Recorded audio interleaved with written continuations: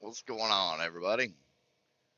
Today, I'm going to take you south on State Route 1 off of I 74. This will take you to Lawrenceburg, Kentucky. So, if you're coming from Indianapolis, needing to go to like northern Kentucky, this is a little detour I like to take. Even though I'm in a tractor trailer and it says right there in front of you. Notice truckers do not use State Route 1 to 275, sharp curves, steep hills, winding roads. School buses use I 74 East to I 275. Well, the lovely great state of Indiana doesn't want truck traffic on this road for a couple reasons, I believe. I'll tell you what my reasoning I think it is. You take this little journey down Route 1 and you let me know what you think. But my number one reason is there's a scale house that you got to go through off of 74 as soon as you come into Harrison, Ohio. That would be number one. Why I think Indiana and Ohio, for that matter, does not want you traveling down Route 1 in a big truck. I personally think this route is perfectly capable of handling a tractor trailer. The speed limit is 45. It does reduce to 40 up here in the little town. But the number two reason is people that do live along State Route 1, they don't want you on it either for multiple reasons. It does take a wear and tear on the roads. There's a creek that runs right along State Route 1 down here, where heavy trucks could possibly make it harder on the bank that's right up against the road there from sliding into the creek. I think there's ways to keep that from happening. They brace roads up all the time, all over the United States, along creeks and everything. But there's a place down here, Perfect North Slopes, a ski resort. You can go tubing, skiing. I've never been to it. Um, I think it'd be pretty cool. I'm not skiing, but they got tubing there too. I think it'd be pretty cool to go tubing. But me on skis, I don't think so. That's just my personal preference. But hey, to each its own. But I've traveled this road for years. I mean, I've never had no problems on it. Never been pulled over. Knock on wood. But I have been. I don't know if you call it harassed by people that do live along this route. I mean, I've been bright lighted at night, flipped off, swerved at. I mean, they'll act like they're going to come hit you head on and then swerve back over, trying to scare you.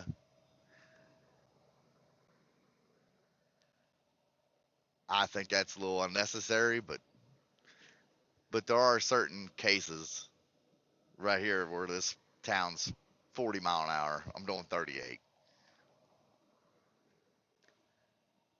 I mean, I mind my p's and q's around across here because I don't want no trouble. It's a little scenic detour is what I take it as. I'm not overweight. My logbook is fine. My truck is fine. There's no safety problems on this truck. But there are a set of scales up here, right here in the road, right here, where they can actually monitor your weight coming across here. And the weigh stations over in Harrison, Indiana, or Ohio, I'm sorry, they do monitor that. There used to be cameras on there, but for some reason they've taken those down. But it is a little curvy, nothing that anybody can't handle running the speed of 45 mile an hour. But there are instances where these truck drivers do use their engine brake, Jake brake, whatever you want to call it.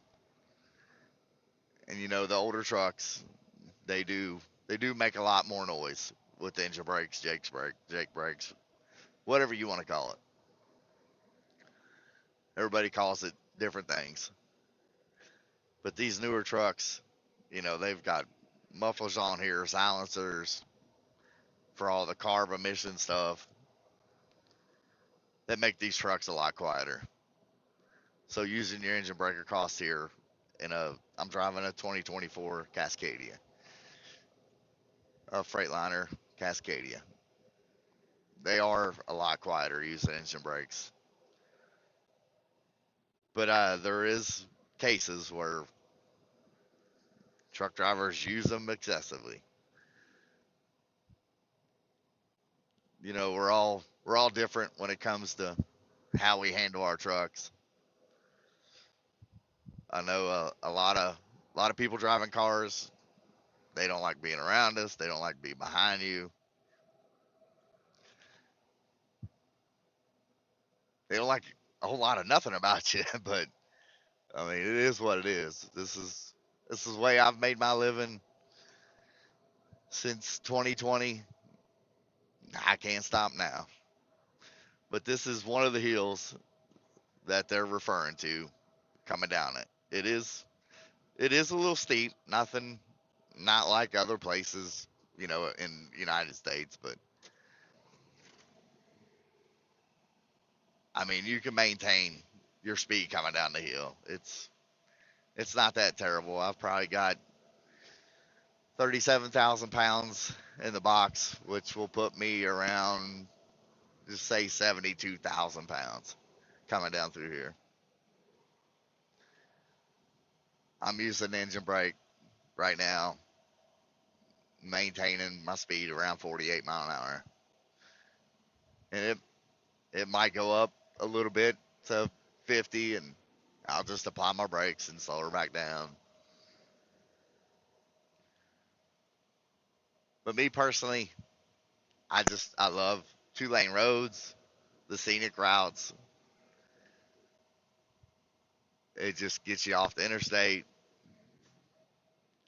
It is a little bypass for me where I'm going. So if you're coming from Indianapolis across 74 and you've got to go to Northern Kentucky or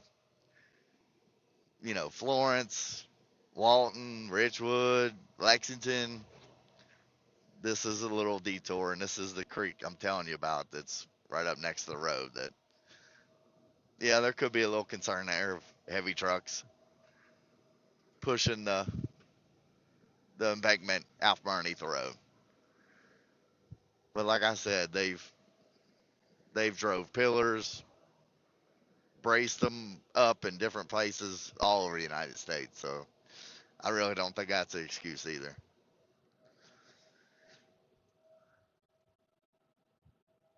I mean, like I said, it is a little curvy. It's nothing terrible. As long as you're under 50 mile an hour in a semi, there's no trouble at all.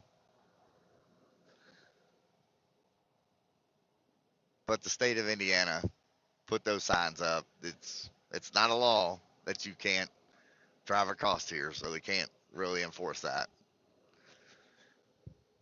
Any sign that's yellow like that is a suggestion. If it was a state law, it would be white, and they would monitor it like crazy. Which, I mean, they are here. They do travel this road and sit, in places along this road.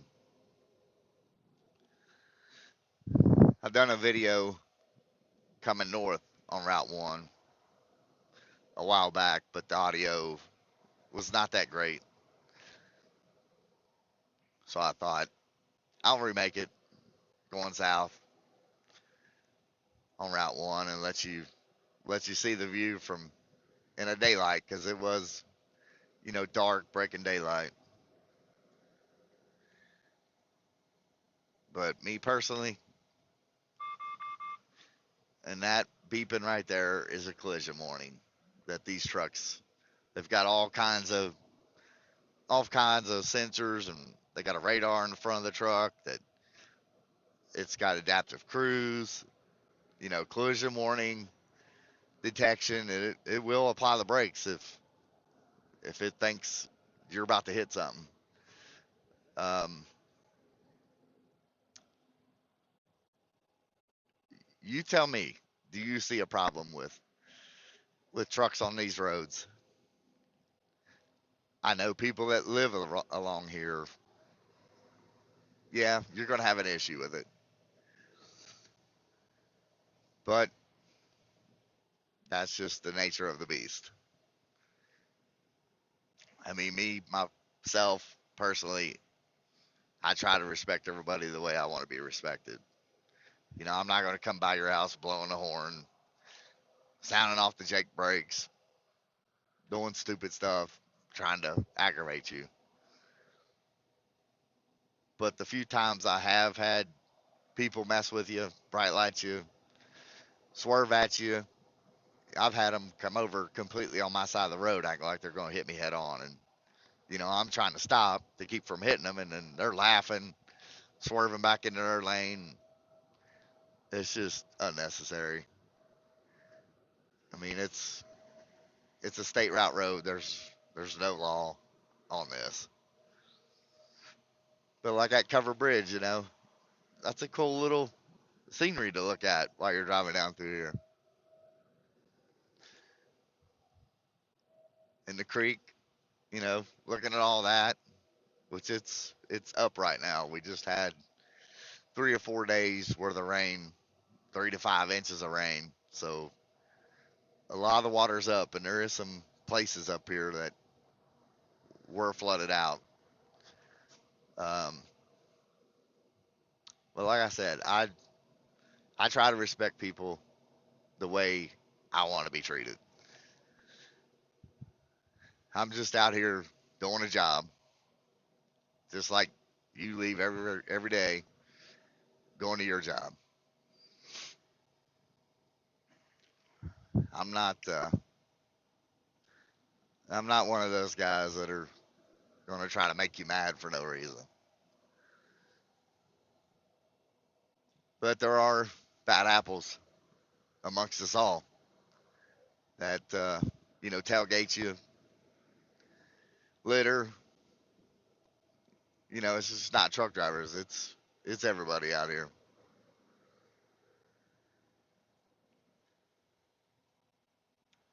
I don't try to explain the reasoning. If you look to your right, you'll see perfect north slopes. There's actually still snow on it, believe it or not, and we've had some 70-degree weather. Over to your right is where perfect north slopes is. They've got, I don't know exactly what they're called, but they take you back up the hill, well, chair lifts and all that stuff. I couldn't think of what it was called for a second. Um, but they make their own snow there and everything. I mean, it seems really cool to go do that, especially the tubing. I ain't much on skiing. Never done it. I don't I don't trust myself to get hurt. But up here on the right, there's a lot of flooding here. I feel like there's somebody's house back in there. I'm not positive until we get up here, but all this is flooded out. I can't tell if that's a house or or what this actually is. Yes, there is a house over there, and their driveway is flooded out. That's really sad, that these people can't get out of their home or to their home without a boat. Does it flood like this all the time? No, it doesn't. But we've had a excessive amount of rain. That to your right there's I believe that's a pond, but the backwaters come up into that person's property there. There's a lot of water to your right here. That's that's usually all dry. I've never seen it like that.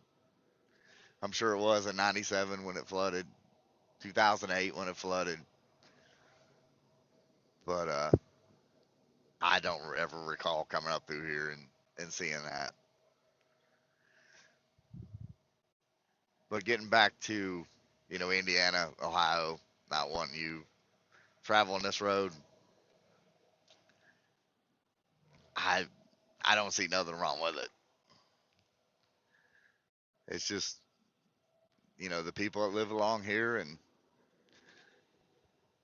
the fact that you can get around the way stations is what I think is the main problem here. But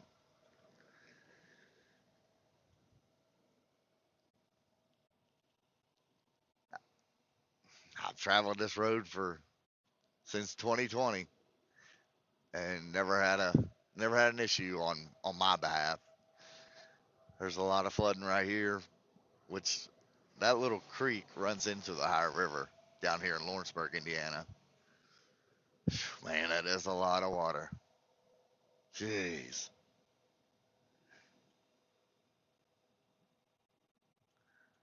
It almost like when you see it, you're like, what in the world? This is unreal.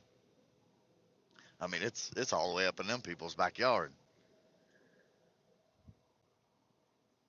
I don't know. It's insane to see this. But I went down to Munfordville, Kentucky, Friday. Today's Monday, by the way. Um, and there was a lot of flooding down that way across the Bluegrass Parkway, down I-65 towards Nashville. There was a lot of flooding down in there, like to the point where I thought, I don't know if this was such a great idea to come down here. I don't know if the road's going to be open when I come back or not. But we're almost to the end of it. This will drop you out in Lawrenceburg, Indiana, right back on I-275, right at the Indiana Kentucky line. Drop a comment if you're new to the channel. Subscribe, like the video if you enjoyed it, and let me know what you think. Like I said, I've been driving it since 2000. Not necessarily to get around the way station. It's just when you're coming from where I come from, you come to Route 1 before you do I-74. So I take this little detour, and we are right back into Lawrenceburg, Indiana. But let me know what you think. If you're new to the channel, subscribe. I try to do some live videos and shorts and stuff about trucking and just our family stuff day to day. But drop me a comment. Let me know what you think about that little drive across there. See you on the next one.